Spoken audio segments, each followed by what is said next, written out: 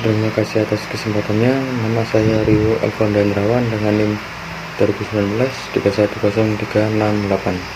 Kami dari kelompok 4. Baik, sebelumnya terima kasih atas kesempatannya. Nama saya Cindy Febriana Yolana Tonto dengan NIM 2019 310433. Baik, di sini saya akan menjelaskan tentang yang pertama, sumber daya manusia dan pengkajian atau Human Resource Management. Human Resource Management Cycle adalah serangkaian aktivitas bisnis dan operasi data terkait yang terus-menerus berhubungan dengan mengelola kemampuan pegawai secara efektif. Tugas-tugas dari manajemen sumber daya manusia itu sendiri adalah yang pertama, merekrut dan memperkerjakan para pegawai baru. Yang kedua, pelatihan. Yang ketiga, penugasan pekerjaan. Yang keempat, kompensasi atau penggajian.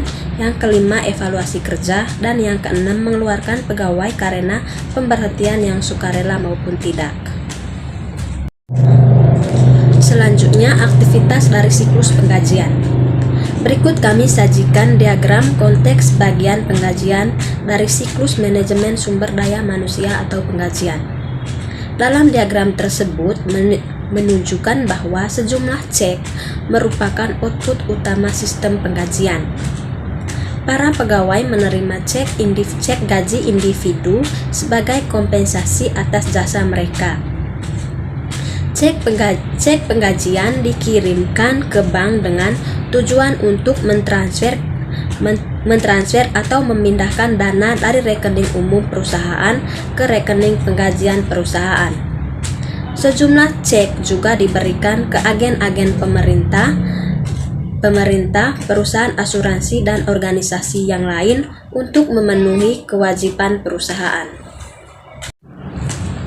Selanjutnya adalah aktivitas dari siklus penggajian. Jadi, ada beberapa aktivitas siklus penggajian. Yang pertama, memperbarui database induk penggajian. Yang kedua, memvalidasi data waktu dan kehadiran.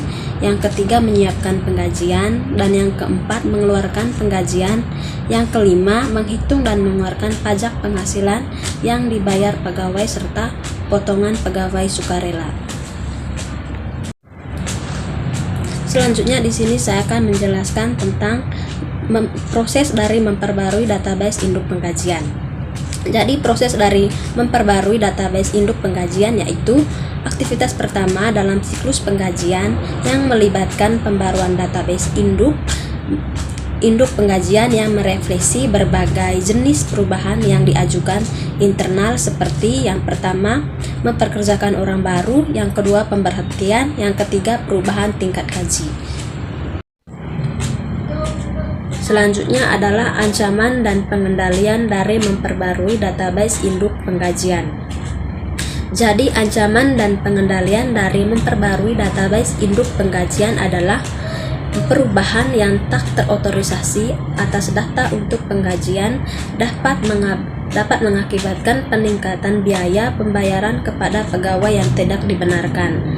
Dan ini merupakan prosedur pengendalian utama untuk menghadapi ancaman tersebut. Ancaman lainnya juga adalah ketidakakuratan dalam memperbarui data induk penggajian sehingga menghasilkan kesalahan dalam pembayaran pegawai dan denda karena tidak membayar jumlah yang benar atas pajak penggajian kepada pemerintah. Dan sebaiknya dilakukan pengecekan validitas pada nomor penggajian dan untuk kelayakan terhadap perubahan yang sedang dibuat. Selanjutnya, di sini saya akan menjelaskan memvalidasi data waktu dan kehadiran. Yang pertama, proses. Kartu waktu atau time card ini adalah untuk mencatat waktu kedatangan dan keberangkatan pegawai setiap harinya. Yang kedua, lembar waktu atau timesheet. Ini adalah para profesional pada organisasi jasa seperti KAP, kantor hukum, dan kantor konsultan dengan cara yang sama melacak waktu yang mereka habiskan untuk melakukan berbagai tugas dan bagi klien yang mana saja. Para pemberi kerja atau atasan menggunakan lembar waktu tersebut untuk menentukan biaya dan secara akurat mengalihkan kepada para klien atau jasa yang telah diberikan perusahaan. Yang kedua, ancaman dan pengendalian. Ancaman utama terhadap aktivitas penggajian adalah data waktu dan kehadiran yang tidak akurat dapat mengurangi resiko kesalahan yang tidak diinginkan dalam pengumpulan data waktu dan kehadiran.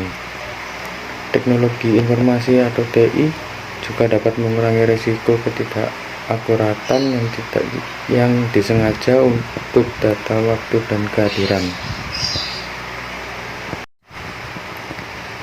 Selanjutnya saya menjelaskan menyiapkan penggajian. Yang pertama, proses.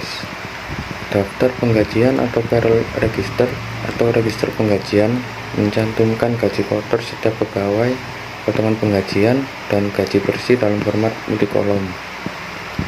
Daftar potongan atau deduction register memuat potongan-potongan sukarela lainnya bagi setiap pegawai.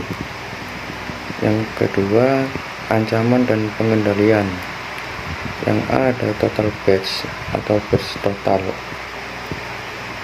Sistem MSDM atau penggajian yang canggih akan terus menggunakan pemrosesan batch untuk penggajian. Yang B melakukan cross-voting daftar penggajian atau cross-voting ke payroll register. Total dari kolom gaji bersih harus sama dengan total gaji kotor dikurangi potongan total. Yang terakhir, akun clearing penggajian atau payroll clearing account, sebuah akun buku besar umum yang digunakan dalam proses dua langkah untuk mengecek keakuratan dan kelengkapan dari pencatatan biaya penggajian. Selanjutnya, saya juga menjelaskan mengeluarkan penggajian. Yang pertama, prosesnya. Setelah cek gaji disiapkan, petugas penggajian memeriksa dan menyetujui daftar penggajian. Setelah memeriksa daftar penggajian dan voucher pencairan, kasir kemudian menyiapkan dan menandatangani sebuah cek atau mengajukan sebuah transaksi elektronik fund transfer atau EFT yang mentransfer dana dari rekening bank penggajian perusahaan. Yang kedua, ancaman dan pengendalian. Yang pertama, akses terhadap cek gaji kosong dan terhadap mesin tanda tangan cek harus dibatasi. Begitu pula dengan kewenangan untuk mengotorisasi transaksi EFT harus dipersempit dan dikendalikan melalui penggunaan autentikasi multifaktor yang kuat. Yang kedua, seluruh faktor penggajian harus secara utuh dinomori sebelumnya, dan secara periodik diperhitungkan. Yang ketiga, kasir harus mendatangani seluruh cek penggajian hanya ketika didukung dengan dokumentasi yang layak. Selanjutnya, menghitung dan mengeluarkan pajak penghasilan yang dibayar pegawai serta potongan pegawai sukarela. Yang pertama, proses. Banyak atasan juga menawarkan pegawai mereka rencana manfaat fleksibel atau flexible benefit plan, di mana setiap pegawai menerima beberapa perlindungan minuman buat asuransi medis, dana pensiun, dan kontribusi amal. Rencana manfaat fleksibel menempatkan peningkatan permintaan pada sistem MSDM atau penggajian sebuah perusahaan. Yang kedua, ancaman dan pengendalian. Ancaman utama dalam aktivitas ini adalah kegagalan untuk memenuhi pembayaran yang diperlukan, pembayaran yang tidak tepat waktu, atau kesalahan dalam pembayaran tersebut. Ancaman ini dapat menimbulkan denda dari petugas pemerintah, dan pegawai juga dapat mengeluh apabila kesalahan tersebut secara negatif mempengaruhi manfaat pensiun atau manfaat lainnya. Terakhir, opsi outsourcing, biro jasa penggajian dan organisasi pengusaha profesional. Biro jasa penggajian dan biasanya menarik bagi bisnis kecil dan menengah karena alasan berikut. Yang pertama, bisa mengurangi biaya. Kedua, jangkauan manfaat yang lebih luas. Yang ketiga, pembebasan atau sumber daya komputer. Demikian presentasi dari kami kelompok 4. Terima kasih.